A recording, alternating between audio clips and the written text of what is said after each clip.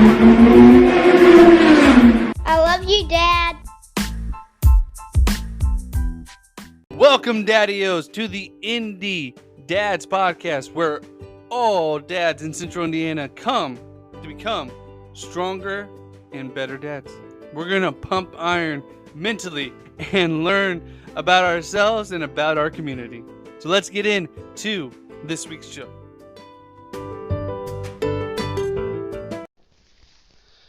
We got a 2-for-1 special today.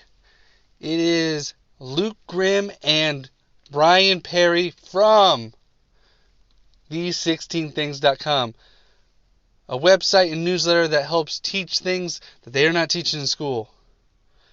And Luke and Brian are experts in homeschooling, as they are homeschooling their 15 children. We go into that and much, much more. You're going to learn a lot from this episode. I hope you all enjoy it. Thank you, Brian and Luke, for being here today.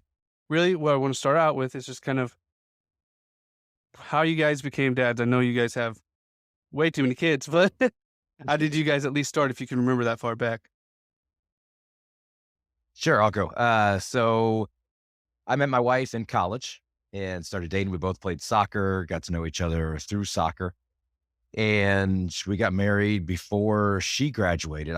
She was 2 years behind me. I had already graduated when we actually got married, and lived up in Fort Wayne at the time. And then as soon as she graduated, literally that day, we moved back down here to Franklin. She's from Michigan. I'm from here. And I mean, within a couple of years, started having kids and just never stopped. We just kept going and going. So for your listeners here, we have 7 kids, and the oldest is 14, and the youngest is 3 weeks. 3 weeks old. So, wow. Just get number 7. Yes, just had number 7. She's pregnant again? She is not. You got to catch Luke. Yes. So Luke, go ahead. Tell us about you. Yeah. So I was in the Army for a few years, and I was up in Minnesota. The Army had me recruiting for the active duty, and I met my wife at a coffee shop, small town USA, small town Minnesota. Got married out. She was 19. I was 27. I was robbing the cradle. Gosh, just a few months later, maybe 4 or 5 months later, found out she was preggo. And, everyone, I'm willing to bet that listeners can appreciate this part, that we've lost some along the way too. But through that loss, we've sprinkled 8 kids. We got some kids born in Minnesota, some born in South Carolina. We had a couple born in Honolulu. We have 2 Hawaii kids. Now we have 3 Hoosier kids. So yeah, we're up to 8, but we're done.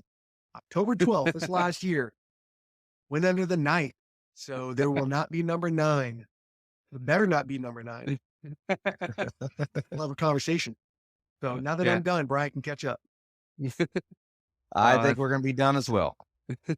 Kind of, what's been the biggest surprise for you guys, becoming a father? And the biggest surprise of being a father, man, I mean, every kid out of the 7 is different.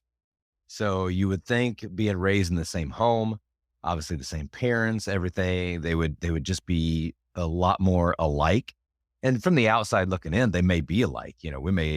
Somebody else may look at my kids and think that they are mostly alike, but we see the difference in every single one of them. And then we'll have 2. So Owen and Nora are 12 and 7. And those 2 are a lot alike, but then there's definitely ways that they're different. But we look at them and just little things. It's like, oh my goodness, they do the exact same thing. And unfortunately, it tends to be the things that really push our buttons that they are the same on. But they're just all different. And again, even those 2, we pick out the couple things that are the same, and that's what we point out to each other. But they're really different, and no 2 are like the same qualities. Or there may be these 2 like to read, these 2 like this activity, and it's not the same for all of them. So it'll be 2 different ones like to read, but one of those likes video games and one that doesn't like to read likes video games. And it's, you know what I mean? So it's all, they just pick and choose their activities that they like. But again, they're all different. Uh, but we're pretty laid back, I think, is our parenting style.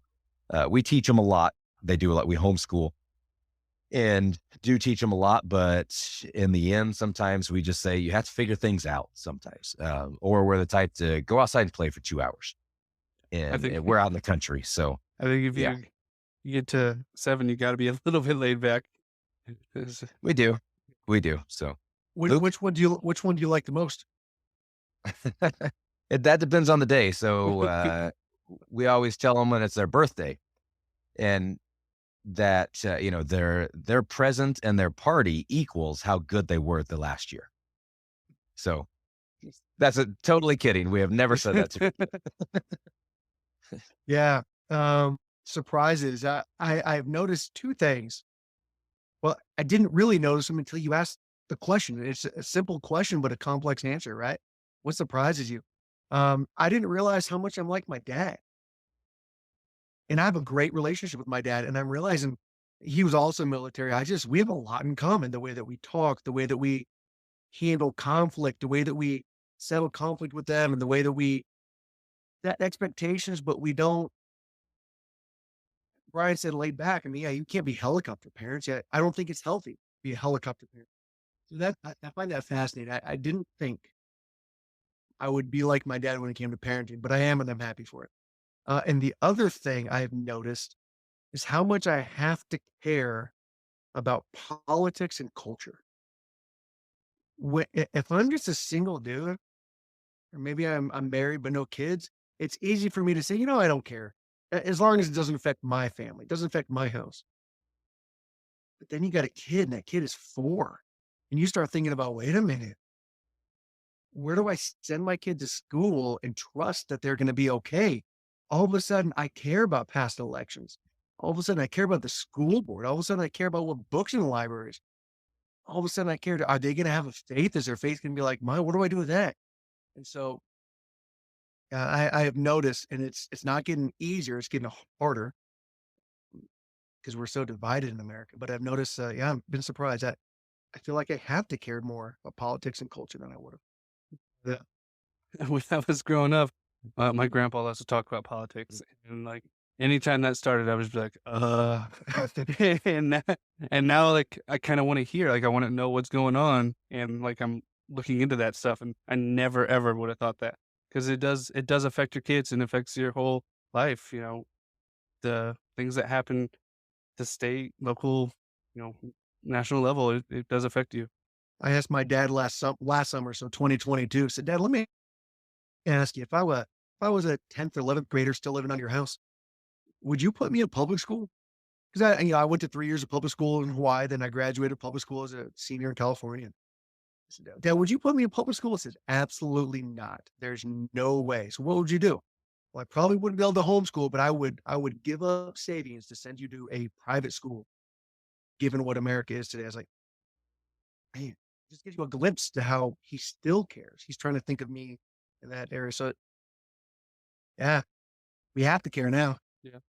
You go along with that, you both homeschool, so you kind of want to go into like the decision behind that, because I know that's a major decision. Yeah. So our decision, it started out when my daughter was in kindergarten, and I wasn't homeschooled. We had a few people at our church that were homeschooled, so we didn't know a lot about it. And when my daughter was in preschool, I guess, my wife we were sent her to a local church to do preschool. And my wife said, hey, I think I want to homeschool. And I was not into it, was not really that interested. And she said, well, what I think I'm going to do is she's going to go to preschool in the morning, and I'm going to homeschool kindergarten in the afternoon. If kindergarten goes well, then we'll just continue on. And from that time, it did. It went really well. Of course, it's really not that hard to homeschool kindergarten. The toughest part is probably just getting the kid to sit down and do something. But the schoolwork isn't that tough. So she homeschooled kindergarten, continued on to homeschooling after that. And then each kid went to preschool and then started homeschooling kindergarten after that. Since COVID, we weren't about to send our kid to to preschool and wear a mask all day. So we just stopped the preschool thing, and now everything is done at home. And now, man, people ask me, are you going to send your kid? A lot of people will homeschool through middle school or up until middle school. So people ask, are you going to send your kid to middle school, or when they get to high school, are you going to send them? And I said, no. I have seen too many things, too many conversations that kids are having in school. If you look at, I don't have the statistics on me, but the kids that are, let's say, sexually active in high school or middle school now, I've been hearing, there's no way I want to send my kid to be involved in any of that. We had a story where a mutual friend of me and Luke, their kid came home and they were saying that on the bus, I think it was on the bus, could have been at school. I guess I don't know for sure, but sometime in the school process, they were told it's a middle school girl. And she was told by several other students that she cannot just be a female and have interest in males. She has to either think that, she's a female, but wants to be a male, wants to be a boy, or she is a girl and wants to also be dating girls. That's enough. It's being pushed in middle school. And this wasn't by the teachers. This wasn't by the staff, but it's by the kids that she's around all day long. And we just decided that because of our faith and because of several other things, we just liked the homeschooling option. And we had to make the decision, especially when we were starting out, to say, we're going to sacrifice some income for our kids to be homeschooled. And when we started out, it was really tough. I was not making much money. And that's a big argument that Luke and I hear all the time. Well, we don't have enough money to, for one of us to stay home. Like, I guarantee you guys are making more. One of you is making more than what I was making when I started. So we just made that decision that this is what we're going to do. We just lived on less. Things are a little better now, so it's not as big of an option. But I never want to send my kids to school. So they will be homeschooled all the way through high school, and then we'll discuss college if they want to do something that in which they need a degree. Then we'll discuss the options of going to college or moving straight into the workforce, whatever they want to do once they get to that stage of life. Before I attempt to answer the question, I just, anybody listen to this, having a middle schooler on a bus being put under this kind of pressure. The three of us and listeners, we've been to middle school. Middle school is awkward. It is tough. Puberty, adolescent, and it's like the worst time ever. Nobody says, I wish I could go back and be in middle school again. And I imagine that middle school on a bus, there's no parent to help. There's nobody. Do you think that your child in middle school, their brain is developed enough to withstand that kind of force on a bus? The answer is no. They can put up a fight and do their best, but at best they're going to try to ignore and look out the window. But that's tough, and it's just a daily grind. So yeah, we started out in Hawaii because some of the public schools where we lived on the base were just not very good. So we said, well, when they're little, and Ethan, thinking about your 4-year-old, yeah, is about that age. It sure was. We said we're going to start getting some activity books from Barnes and Noble and just some of those, the ABCs, the 1, 2, 3s, and as this is going on, my wife she's developing a great relationship with the kids. No daycare, so we're not spending money on that. But as we started going on and on, we said, we'll try a public school. And we did off and on, and we did try when they're little. Brian's heard me say this before, but at our public elementary school in our backyard, about a half mile away, we tried there. And she's older now. She's in 7th grade, but she was in 3rd, and she came back one night at dinner. She came back during the day, but at dinner, she asked me, hey, Dad, why does Donald Trump hate Mexicans? Now, this is my 3rd grader. And for anyone listening, it doesn't matter if you like Trump or hate Trump. Doesn't matter if you like Biden or hate Biden. That's not the point. The point is some staff members, some adults are having these conversations about Donald Trump and immigration policy. What are we doing? What are we talking about? I don't care if it's Joe Biden. It's not the point. And we withdrew them. 2 days later, they're out. I don't need a conversation with the teacher. The teacher been there 22 years. Teacher was set. Um, and I am a high school teacher, by the way. I teach 12th grade government and economics. I'm in the public school, and I would not enroll my own children. And you're going to have to make a decision. It is different, Ethan, than the schools we went to. It is worlds apart different than what we went to. And Brian, Brian can tell you a little bit more about this, but one of the biggest holdups we hear from people, number one is the money. We can't afford one of us give up an income. But the other one is, oh, I need my kid to socialize. I need my kid to be around others. Brian, have you heard that before? And what do you think when people tell you that? So I think there's three main arguments for people not homeschooling, and we'll just go through them. So the socialization is a huge one that everybody says, and it's just not. If your kids are still involved, our kids go to church. Our kids are involved in a homeschool soccer club here in Greenwood, based out of Greenwood, and there's 2 homeschool soccer clubs in Greenwood. So it's just growing. All the homeschool sports, pretty much. I guess most of the sports you can get in a school system, you can also be involved in through homeschool. If not homeschool, there's other clubs that you can be involved in that will cover that sport anyway. Plus, you can always take most schools. You can take one class at the school in order to play sports for the school. So you could still homeschool and play for your local middle school or high school. Another argument is I just don't think that I can teach my kids. So the finance, the socialization, and I don't think I can teach my kids. And with that, it's amazing how many resources there are out there now to help people teach their kids. For example, my daughter last year, my wife was asked to teach a math class at a homeschool co-op. And so she went in, taught the math class, but there was also a science class. So my daughter got to attend both of those. And my wife, coming from an educational background, secondary math education, was able to teach, I should know, algebra 1, algebra 2, I don't know, something to do with math. So she's listening. She's going to listen. You better get it right.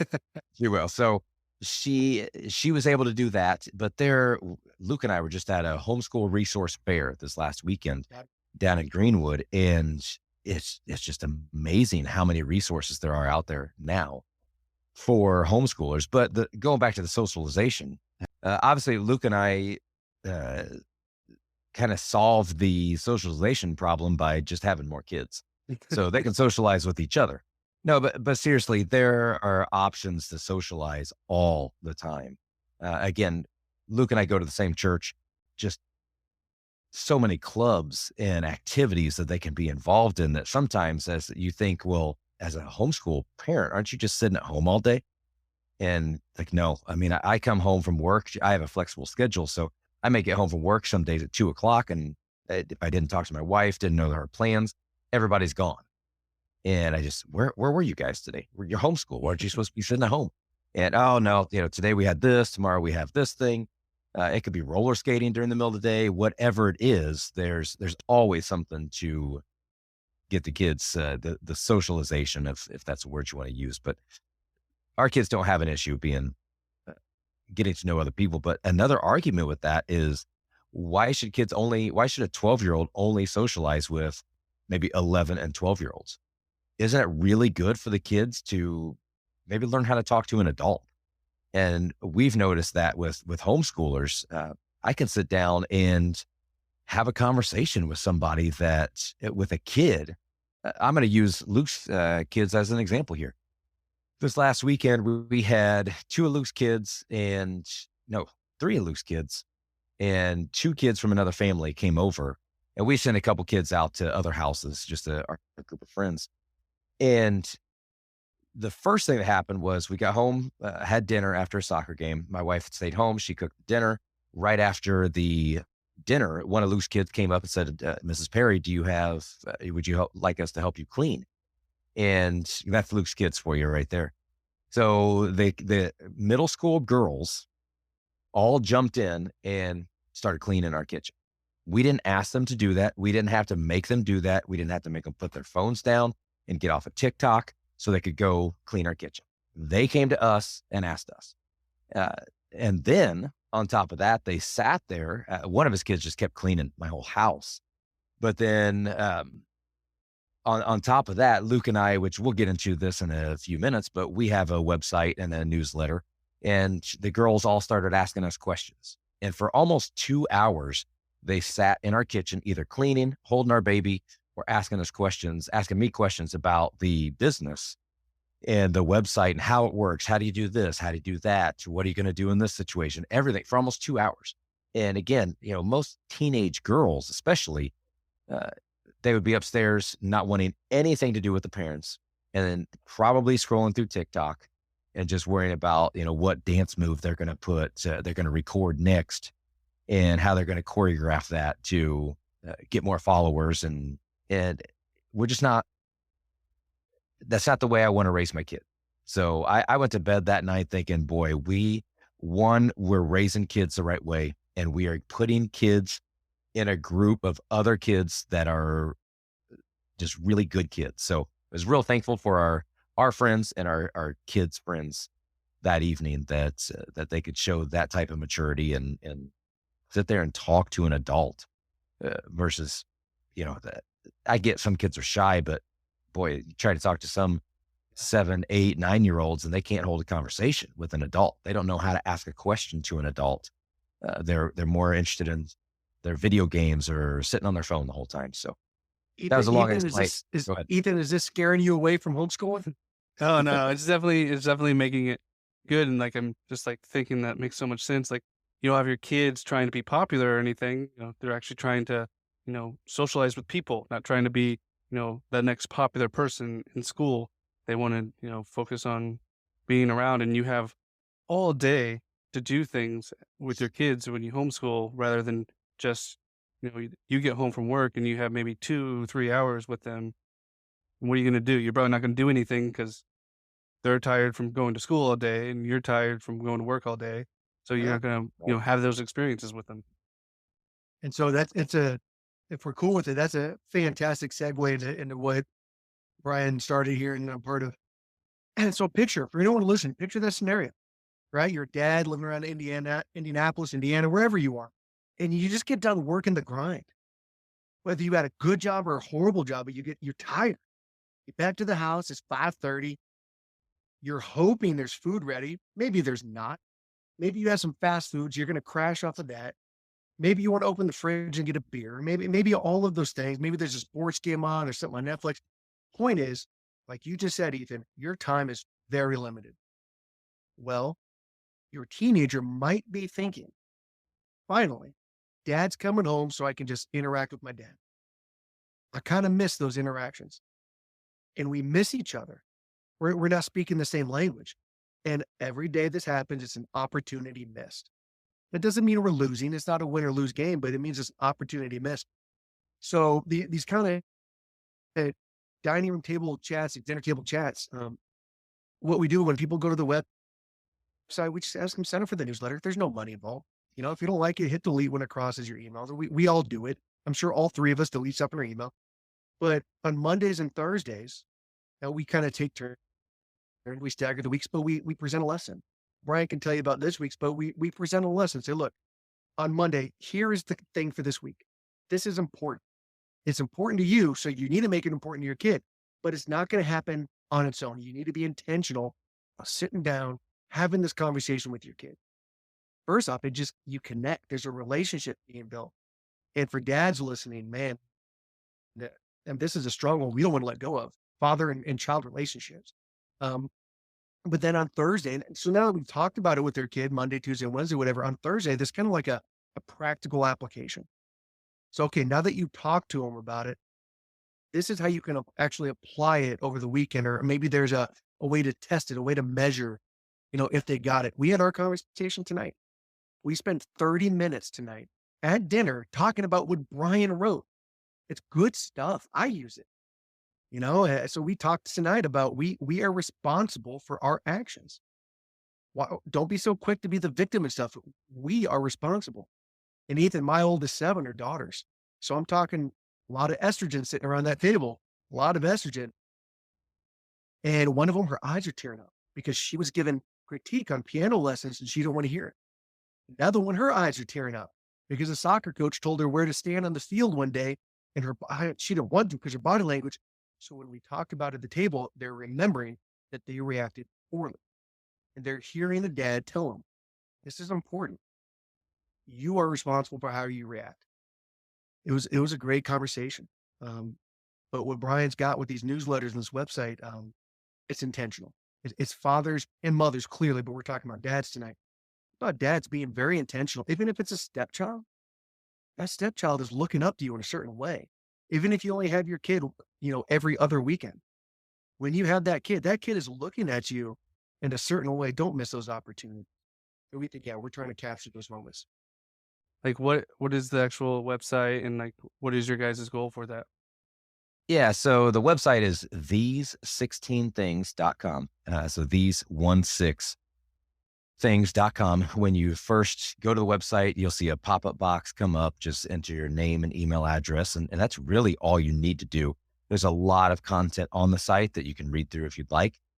But if you don't, that's fine. And every Monday and Thursday, you'll start receiving a lesson. And you can look through the website or to get an idea of what we're going to be talking about. But they're, hard skills such as cooking or finances or, self-defense. And self-defense can cover anything from how to fight off an attacker to first aid.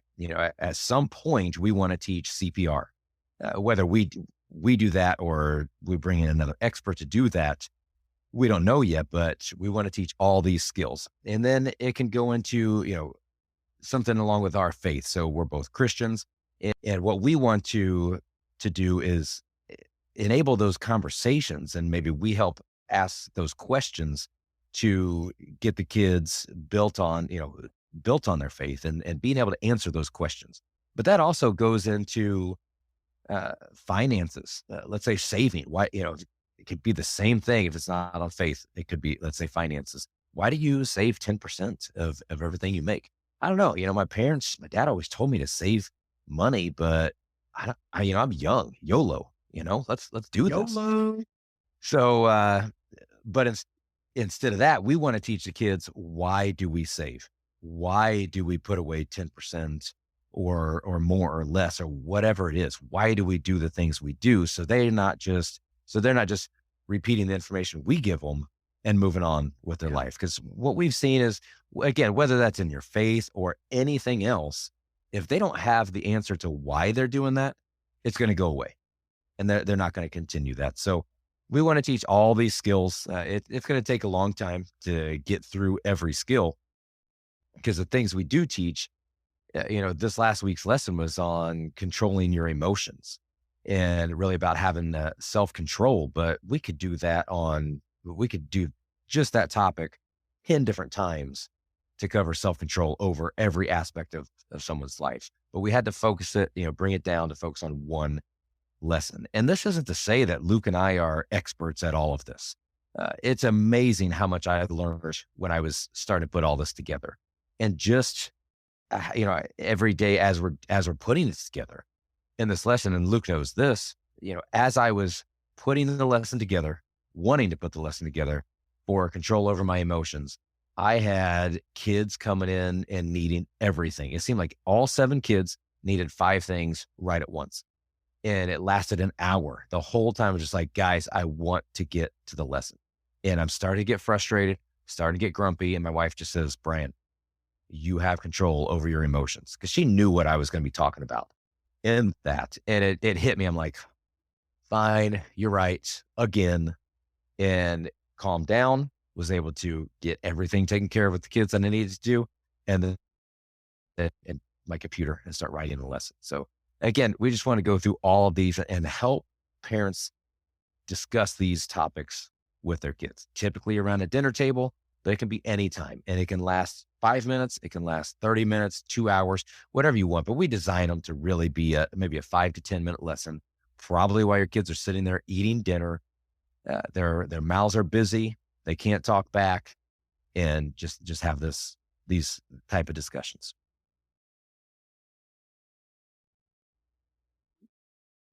And Where did that name come from? These 16 things. So really, I'll be completely honest. I heard another podcast that was talking about things to teach kids that schools won't. And I told my wife, I said, I have to do something along these lines. I said, we teach our kids several of these things already, and the rest that we don't teach are really good ideas, things that we should be teaching. I wanted something really simple for the website. I didn't want it to be some long drawn out website and hard to remember. I wanted something really simple, and I wanted .com. So I just started thinking, I was like, all right, I want to teach these 16 things to kids that schools aren't going to teach them. And it just hit me right then. It's like, these 16 things. So when you say, what types of things are you teaching? Well, we're going to start out teaching these 16 things. And some of it, can it go off into different categories? It can, but in general, it's 16 topics. That's really cool. And, I looked at some of your topics and it's like, yeah, these are things you need to teach them, but, you don't learn them Yeah. in school, and you got to just hope that their parents teach them, or they're going to find out the hard way when it hits them in the Yeah. face. Yeah. So So, sorry, Luke, I'll say one more thing, then I'll let you talk, but I started it a while ago, and I say I started it. I started putting content together a while ago, several months ago. But I told my wife, I said, Luke and Tia, they teach these same things, a lot of the same things. Again, nobody that I've ever seen has taught all of these things, individual topics to their kids. But I said, Luke is a teacher. He teaches these things to his kids. So I said, once we're rolled out, let's bring Luke in, and he's a great asset. I mean, he is a teacher at heart, and he knows how to get his point across. So that's when I brought in Luke, and we just started rolling. Yeah, Ethan, if there was like a 1 minute capture from this for people listening, like if we just had a 1 minute or less, is that we have dads out there that want to connect. They do. They want their kids to be, they want them to be really successful. We could argue about what success means. It's not just money, it means other stuff, but dads want them to be successful. They want their kids to do well. Sometimes we just don't know the best way. Sometimes we just get beat up, and we need to be encouraged. Knowing that there is a podcast called Indy Dads is super cool. I mean, it's like, absolutely. Why would we not try to get men together to hash these things out? And so we come from a very specific place that we're trying to help y'all, us too, both give examples how we do it. Just sit down with their kids and just build relationships. And the TV will teach them things that we don't. So we're trying to capture those moments, man.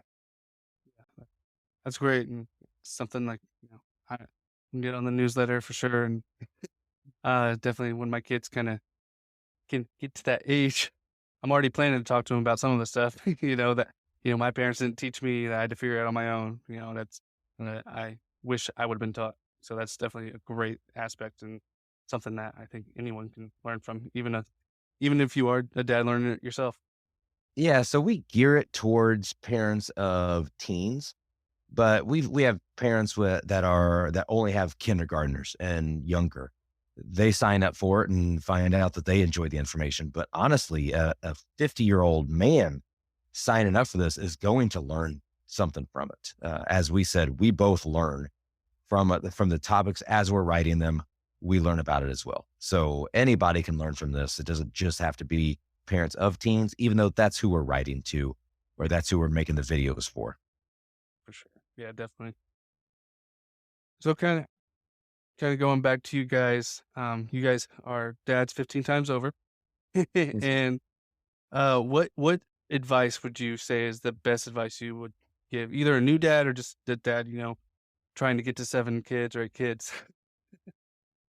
Something that strikes out to me is don't disqualify yourself. Don't. We should not be telling ourselves that we're not smart enough to do this stuff. Because I mean, dang, the world's going to tell us that. The world's already doing that to us. The world is already telling us we're not good enough. We're not smart enough. Come on, Ethan. You can't talk to your kids about fitness. I haven't seen you run a marathon. And so we hear this stuff all our lives, like, yeah, you're right. And we disqualify ourselves. My biggest piece of advice is that you are qualified. In fact, in our kids' eyes, we are the experts. You may feel poor. If you listen to this, you're rolling at 45,000 a year and you feel poor. In your kids' eyes, you are the financial planner. They're going to listen to you. You may feel overweight by about 20 pounds, but they want to hear what you had to say about staying fit because they want to hear it from us. Yeah, don't disqualify yourselves. We are good enough to have these chats. And that, like you said earlier, they're going to ask you questions that they either here in school or somewhere else. They come to you to ask the questions. You're the expert for Yeah. everything. Yeah. And we want to be Yes. intentional and start the conversation. Yep. And I would say be involved. It's an old, I guess maybe an old school thought, but the woman, the wife, the mom takes care of the kids. So let's say it is a homeschooler or not, the kids come home from school and they're with the mom for a couple hours, maybe until the dad gets home from work. And then the dad wants to come home and, Monday night during football season, they want to sit there and watch the football game. Or all day Sunday afternoon, they want to sit there and watch a football game. Like, don't bother me, kid. I want to watch the game. This is my time because I go to work all day. I get stressed out. I come home. I just want to relax. So my advice is to be involved, whether you're just watching them play their sports or you're more involved in the coaching side of it or, in anything they're doing, your kids are going to remember that you're involved. So I grew up, my parents didn't have a ton of money. We weren't completely broke, but didn't have a ton of money. But what I do remember is my dad coached every single team that he could. He coached or he was involved somehow with everything that he could be involved in. And I grew up with 3 siblings. Later in my childhood, my parents had another kid. So I have a 22-year-old brother, but, growing up with 3 other siblings, and my dad's trying to coach all of them. And so I just remember that he was always involved, always trying to do what he could. So that's my advice is be involved in your kids' lives. It's not just the mom's, the mom's job to raise the kids. It's the dad and kids need a strong male role model in their life. Yeah, no, I agree. That's one thing the podcast is trying to hit is dads that, are involved and want to be involved. That's, Mhm. Don't be afraid to be. Don't be afraid to Right. do that one thing that, moms are supposed to do. You can cook. You can do laundry. Right. You can do things to help around with the kids too, for sure. Yeah, definitely. Just you having a podcast helps inspire me. So forget our website. Forget everyone needs a little bit of motivation. Mhm. And so hearing it from other men, it's good to have that encouragement. So we appreciate it. Yeah, for sure. And how would you guys say your careers? You mentioned a little bit about that. Like, how would that have affected your, your dadhood and how you go about things? So I joined the Army right out of high school. So I'm 43 now. So I spent, ages 18 to 38 in the active duty Army. And so in that time between being a first sergeant, being a drill sergeant, being a guy at basic training and being really disciplinarian, it helped me be fair and impartial with everybody, understanding that somebody gets in trouble, you deal with the infraction, then you move on. You can't rehash it. You can't come back to it. You can't hold it against somebody. So the military, those 20 years, it really helped me build a structure. I'm not talking about maybe you have an image of a drill sergeant with the kids. That's not the image I'm talking about. I'm talking about the kids know how I'm going to respond. The kids know that dad's going to be steady. They know how I'm going to react when someone does something well, when someone goes off the beaten path. That they can expect positive words of encouragement and public display of good job. But when someone's in trouble, it's just one-on-one, so you're not embarrassing them. So I think the military did me well. Now, being a high school teacher now is fine, but that's not what really helped me be a parent. I will unequivocally say 100% the military helped me be a good parent.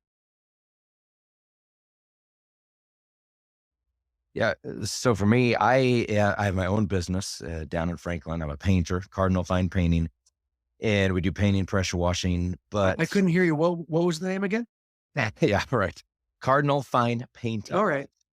So, what first of all, my dad had the business. I bought it from my dad about 8-9 years ago. So I worked for him a lot growing up. And I enjoy being the entrepreneurial type because I want to set my own schedule. And I want to set my own schedule so I can be there for my kids when they have something going on during the day. Does that mean that I'm there at every single thing throughout the week? No. But if they have something big where I need to be at, or even if it is on a Saturday, I don't want my boss telling me that I have to show up on Saturday instead of being at my kid's soccer game, or instead of being at, my daughter used to do robotics. So instead of taking her to this big competition that she has, my boss is telling me that I have to come into work and I can't be with my family that day. So I intentionally took the entrepreneurial route so I could spend that time with the kids. It doesn't mean I don't work. I still work my 40 hours, sometimes many more hours than that. But I can set my schedule around my family's needs and be here when they need me to be here. Yeah, that's great. It's got kind of a fun question to end on. Go for it. All right. Who is your favorite TV or movie dad? Oh man. Favorite TV or movie dad? I don't know. I don't watch a lot of TV, but I would say I'm going to go with Joe Gatto, which is Two Cool Moms. Another podcast that Luke and I both enjoy. Joe Gatto from Impractical Jokers. That's the only thing I can really think of right now. We love that show. Yeah. Go for it. Have you ever seen Mel Gibson in the movie The Patriot? Yeah. He plays Benjamin Martin. And I just, every time I watch it, I'm thinking, this guy will do anything for his kids. He's raising the kids by himself because his wife is dead. He's raising all these kids in a tough time. I mean, he goes to war because of what they did to his boy, and he wouldn't stop. So every time we see that movie, that's the lens I put on when I watch that Mel Gibson role. So, Yeah. That's better than my answer. Hey, we all have our different views on things. Yeah.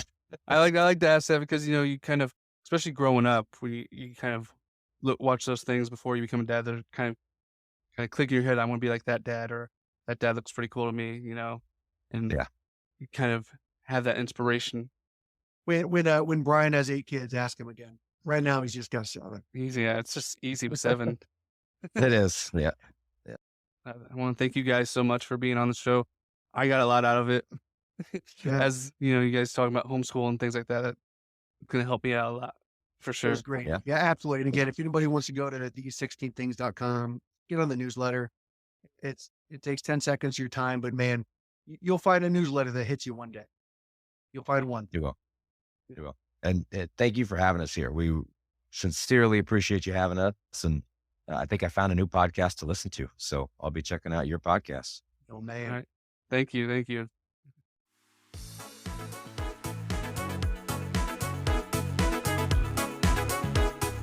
And Daddios, thank you for joining us. Leave us a message at indydadspodcast.com. You can leave a voicemail or even an email there, or directly email us at indydadspodcast@gmail.com, or connect with us on our social media, Indy Dads Podcast, on Instagram, Twitter, and Facebook. We're excited for the growth we're having. We're excited to bring you this information that we can grow together and learn together, because a dad's work is never done.